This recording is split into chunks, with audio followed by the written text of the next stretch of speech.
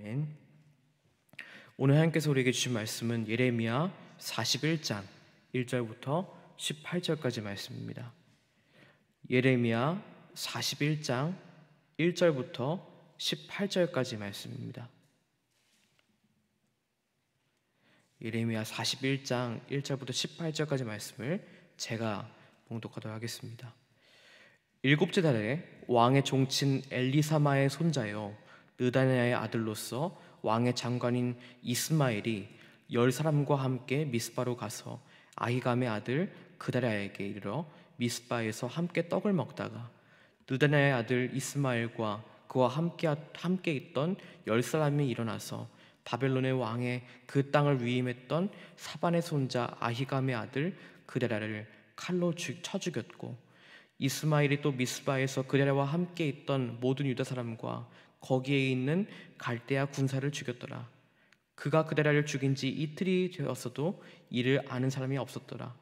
그때 사람 80명이 자기들의 수염을 깎고 옷을 찢고 몸에 상처를 내고 손에 소재물과 유향을 가지고 세겜과 실로와 사마리아로부터 와서 여호와의 성전으로 나아가려 한지라. 느다냐의 아들 이스마엘이 그들을 영접하러 미스바에서 나와서 울면서 가다가 그들을 만나 아히감의 아들 그다랴에게로 가자 하더라. 그들이 성읍 중앙에 이를 때에 느다냐의 아들 이스마엘이 자기와 함께 있던 사람들과 더불어 그들을 죽여 구덩이 가운데에 던지니라. 그 중에 10사람은 이스마엘에게 이르기를 우리가 밀과 보리와 기름과 꿀을 밭에 감추었으니 우리를 죽이지 말라 하니 그가 그치고 그들을 그의 형제와 마찬가지로 죽이지 아니하였더라. 이스마엘이 그다랴에게 속한 사람들을 죽이고 그 시체를 던진 구덩이는 아사 왕이 이스라엘의 바아사 왕을 두려워하여 팠던 것이라.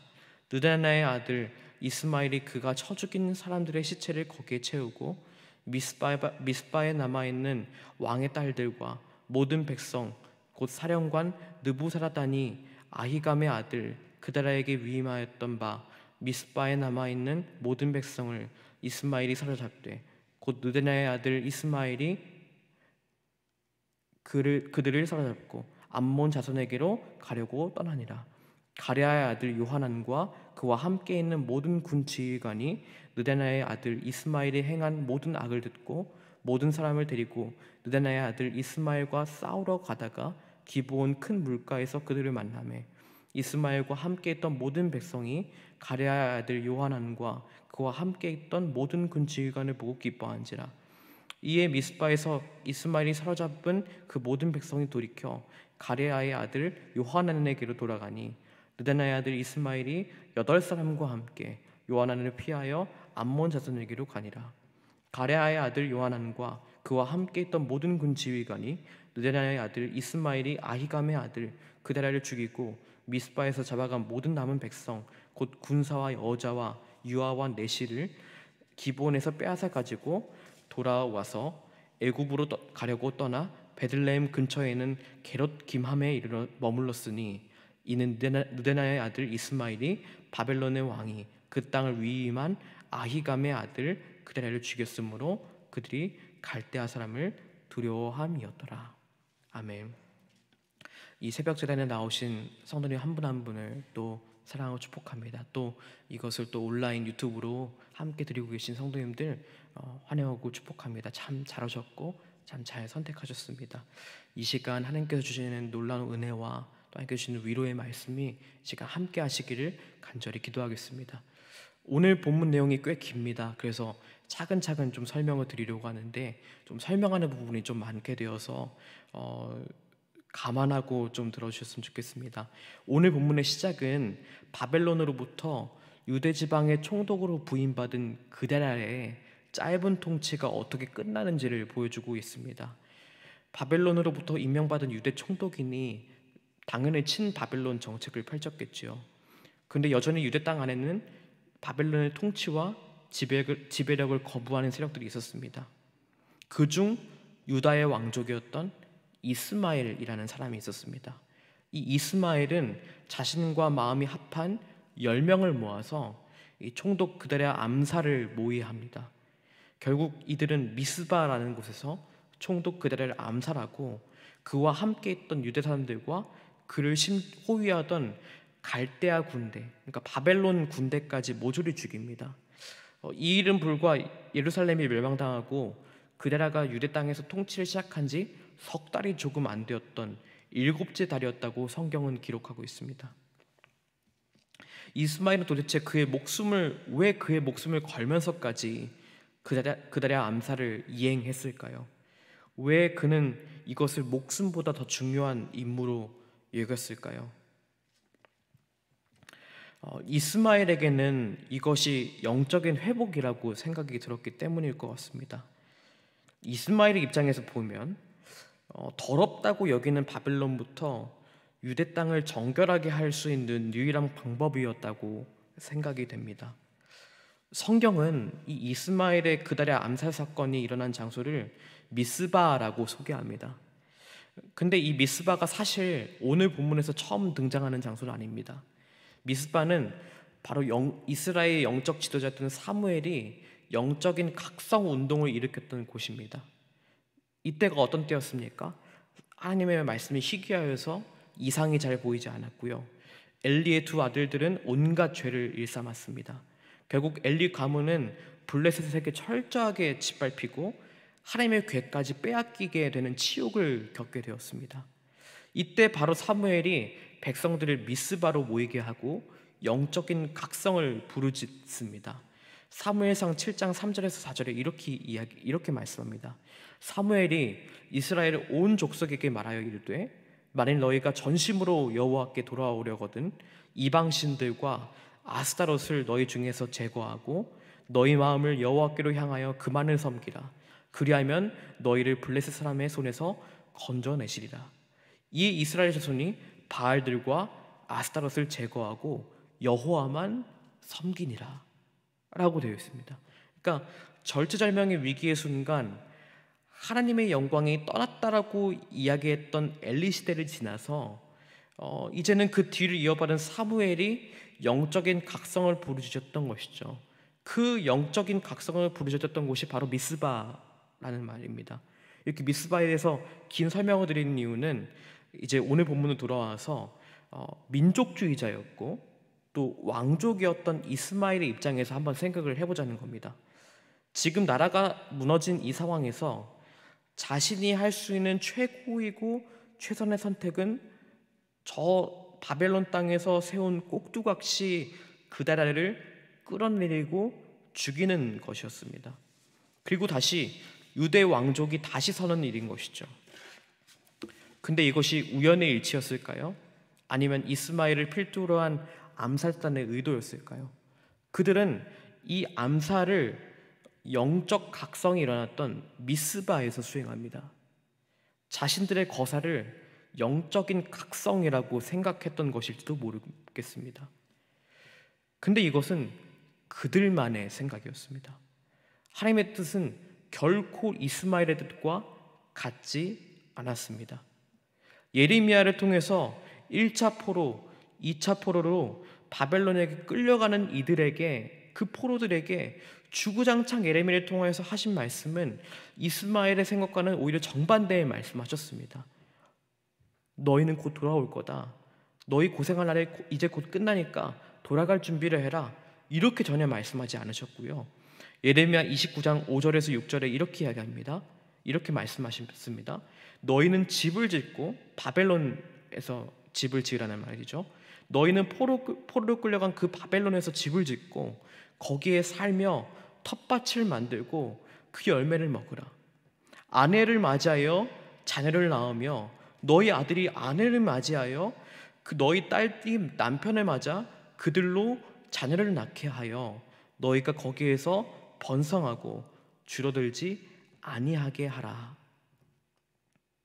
라고 말씀합니다. 결국 이 말씀 무슨 말씀이냐? 너희 못 돌아온다. 당분간은 못 돌아온다. 그러니까 거기에서 텃밭을 일구고 집을 사고 아들, 딸, 자식 낳아서 거기에서 살 준비를 하고 거기에서 터전을 만들 준비를 해라. 이렇게 말씀하시는 것이죠. 즉, 이 이스라엘 백성들에게 온 이 아픔, 포로로 끌려가고 예루살렘이 멸망당하고 이것은 하나님이 살아계시지 않거나 혹은 악이 창궐하는데 악에 대해서 분연히 일어나는 사람이 없어서가 아니라 이 아픔을 통하여 하나님께서 유대 백성들을 통하여 분명히 깨닫게 하시는 일이 있으신 겁니다. 하나님께로 다시 돌이키는 영적인 각성을 하나님께서는 이 고난을 통해서 이 기회를 삼으신 것이죠. 그런데 오늘 말씀에서 그다라를 죽인 이스마엘의 생각은 하나님의 계획을 알지 못하는 생각이었습니다. 그가 그다라를 죽여야 영적인 회복이 온다고 생각했던 것입니다. 그다라를 죽여야 이 나라의 회복이 올 거라고 생각했던 것이죠. 하나님의 계획을 묻지 않았던 것입니다. 결국 하나님의 계획을 묻지 않고 행동한 이 이스마엘의 이 행동은 큰 여파를 몰고 오게 됩니다. 그다랴와 그 호위하던 바벨론의 병사들까지 죽인 이 이스마엘은 일단 암살한 일을 비밀에 붙입니다. 하루가 지나고 이틀이 지납니다. 근데 이 비밀이 언제까지 가게 됩니까? 암살이 일어난 다음 날 이제 성전으로 제물을 마침 가져오려던 80명의 순례자들이 그 성전으로 오게 됩니다. 이스마엘은 이들을 그다랴와 만나자고 하자면서 이들을 깊숙이 유인하는 다음 이들도 죽입니다. 80명 중 겨우 10명만 살아남습니다. 피가 피를 부린 것이지요. 이제 80명이 죽어나가는 것은 이제 그런 사건을 숨기기가 힘듭니다. 이스마엘은 미스바에 모여있던 백성들과 공주들까지 다 사로잡습니다. 그리고 그 사로잡은 백성들을 데리고 암몬 땅으로 도주할 계획을 잡습니다. 결국 이 이스마엘의 행동이 그러다는 것을 깨달은 가레야의 아들 요하난이 군대를 이끌고 오자 백성들을 내버려두고 이 이스마엘은 자신들의 부하들만 데리고 암몬 땅으로 도망갑니다. 그런데 이 일은 여기서 마무리되지 않습니다. 일단 이스마엘이 도망간 것까지는 됐는데 이미 이스마엘이 벌여놓은 일, 바벨론에서 세운 총독 그다랴를 죽인 일은 엄청난 파장을 일으키기 시작했습니다. 이 남아있는 백성들 그리고 요하나는 바벨론의 보복이 두려웠습니다. 그래서 바벨론의 버금가는 강대국이었던 애굽 쪽으로 피신하는 길을 선택하게 됩니다. 오늘 말씀 후반부인 예레미야 41장 16절부터 18절은 이렇게 말씀합니다. 예레미야 41장 16절부터 18절은 이렇게 설명합니다. 가레아의 아들 요하난과 그와 함께 있던 모든 군 지휘관이 느다나의 아들 이스마엘이 아히감의 아들 그다랴를 죽이고 미스바에서 잡아간 모든 남은 백성 곧 군사와 여자와 유아와 내시를 기브온에서 빼앗아 가지고 돌아와서 애굽으로 가려고 떠나 베들레헴 근처에 있는 게롯 김하메에 머물렀으니 이는 느다나의 아들 이스마엘이 바벨론의 왕이 그 땅을 위임한 아히감의 아들 그다랴를 죽였으므로 그들이 갈대아 사람을 두려워함이었더라. 아멘. 이렇게 되어 있습니다. 그런데 여기 잘 보시면 17절에 어떻게 되어 있냐면 애굽으로 가려고 떠나 베들레헴 근처에 있는 게롯 김함에 머물렀으니 라고 되어 있습니다. 갈 거면 애굽 땅으로 가면 되는데 베들레헴 근처에 머물러 있다는 말을 합니다. 즉 애굽으로 막상 떠나지도 못하고 그 길목 어간에서 주춤거리는 듯한 묘사를 하고 있는 것입니다. 선택은 해야겠는데 선택하기 어렵습니다. 애굽으로 대놓고 붙자니 또 바벨론에게 눈치가 보이고 또 바벨론에게 다시 가자니 보복이 두렵습니다. 그렇게 미스바에 있던 백성들은 이 이스마엘의 사건으로 인해 큰 어려움에 부딪히게 됩니다. 이 이스마엘의 암살 사건이 결국 미스바의 전체 백성을 전전긍긍하게 만드는 일로 이러지도 저러지도 못하게 만들어버린 것입니다. 여러분, 이스마엘의 이 그다랴 암살 사건이 저와 여러분에게 보여주는 것이 무엇입니까? 이스마엘은 비록 그 의도가 나라를 바로 세우고자 한 것이었지만 하나님의 계획과는 정반대로 행동한 사람이었다는 것입니다. 하나님의 계획은 무엇이었습니까? 고난을 통해 당신의 백성을 거룩하게 이끄시는 것이었습니다.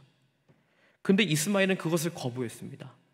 그 계획을 무시하고 자신이 옳다고 여기는 것을 쫓아서 행동했습니다. 사사시대와 다를 바가 무엇이겠습니까? 영적인 각성을 이야기하고 나라의 부흥을 이야기한 이스마엘이었지만 실제로는 하나님의 말씀에 귀를 막고 있으면 그것이 무슨 의미가 있겠습니까? 여러분, 저와 여러분의 삶에는 가치 판단을 해야 하는 순간들이 분연히 일어납니다. 그럴 때 우리의 생각을 먼저 앞세우지 않고 이 모든 일 넘어 일하신 하나님의 판단에 우리의 삶을 맡겨드리기를 간절히 원합니다. 그래야 해서 바벨론 땅에서 그리스도인으로 살아가야 하는 지금 이 시대에 하나님의 계획 안에 순종하는 저와 여러분 되시기를 간절히 바라고 기도합니다. 그래야 해서 이스마엘처럼 자신이 옳다고 생각하는 것에 자신의 전부를 거는 삶이 아니라 하나님이 옳다고 여기는 것에 우리 삶을 맡겨드리며 오히려 우리의 삶이 불안해서 평안으로 옮겨지는 우리의 삶 되시기를 간절히 바라고 기도합니다. 기도하겠습니다.